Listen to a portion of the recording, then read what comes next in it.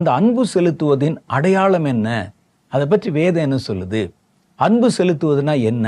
சிலர் பார்த்தீங்கன்னா எங்களுடைய காணிக்கை கொண்டு வந்து கொடுத்துருவோம், அதை செலுத்துறோம் இதை செலுத்துறோம்.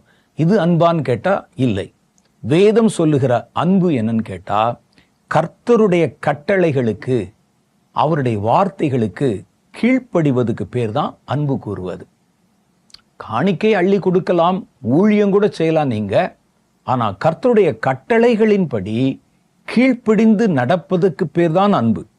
1 யோவானுடைய புஸ்தகம் 5வது அதிகாரம் 3வது வசனம் இப்படி சொல்லுகிறது: நாம் தேவனுடைய கற்பனைகளை கை கொள்ளுவதே அவரிடத்தில் அன்பு கூறுவதாம். அவருடைய கற்பனைகள் பாரமானவைகளும் அல்ல.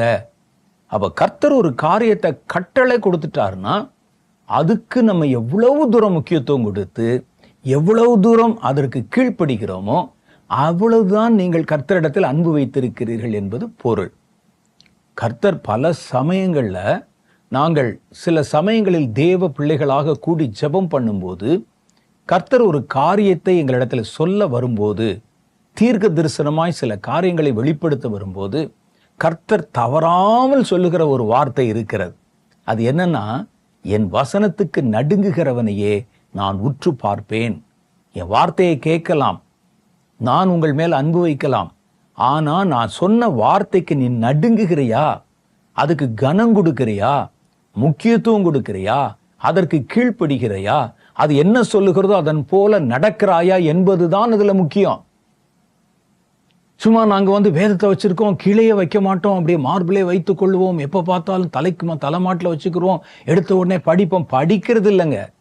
வேதம் சொல்லுகிறது, நீ படித்தது கர்த்தர் உனக்கு கட்டளையிட்டதன்படி கீழ்ப்படிவதற்கு பேர் தான் தேவ அன்பு. கர்த்தர் ஒரு காரியத்தை சொல்றாருன்னு வச்சுங்க, உடனே உட்காந்து யோசிக்கிறது இல்லை. இதை செய்வோமா வேண்டாமா, இந்த நேரம் நமக்கு ஒத்து வருமா ஒத்து வராதா, நமக்கு வேற வேலை இருக்கிறதா, இப்படிலாம் பார்க்கறதுக்கு பேரு கீழ்ப்படிதல் அல்ல. கீழ்ப்படிதலை பற்றி உங்களுக்கு ஒரு காரியம் சொல்லணும்னா, தாமதமான கீழ்ப்படிதல் இருக்கு பாருங்க.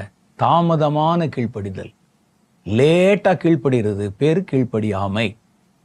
கர்த்தர் இன்னைக்கு ஒரு காரியத்தை செய்யன்னு சொன்னா, இருங்க ஆண்டவரே, நான் எல்லாத்தையும் முடிச்சுட்டு சாவகாசமா எனக்கு இன்னும் நிறைய வேலை இருக்கு, அதெல்லாம் முடிச்சுட்டு கீழ்ப்படுகிறேன்னு சொன்னீங்கன்னா, அந்த கீழ்ப்படிதலுக்கு பேர் கீழ்ப்படியாமை. தாமதமான கீழ்ப்படிதல் கீழ்ப்படியாமை. வேதம் சொல்லுகிறது, என் கட்டளைக்கு கீழ்ப்படிவதே என்னிடத்தில் நீங்கள் அன்பு கூறுவது. அது இல்லாம நீங்க சும்மா சொல்லி பாருங்க, நாங்க ஒரு நாளைக்கு எத்தனை முறை இயேசுவை பற்றி சொல்றோம், இயேசுக்காக நாங்கள் எவ்வளவு அலைகிறோம், எவ்வளவு கொடுக்கிறோம், ஆலயம் நாங்க தான் கட்டினது, அதை செய்தோம் இதை செய்தோம். இது இல்ல. என் வசனத்துக்கு நீ என்ன முக்கியத்துவம் கொடுக்கிற? நான் பர்டிகுலரா உனக்கு கட்டளையிட்டு சொன்னனே, அதுக்கு நீ எந்த அளவுக்கு கனம் கொடுக்கிற?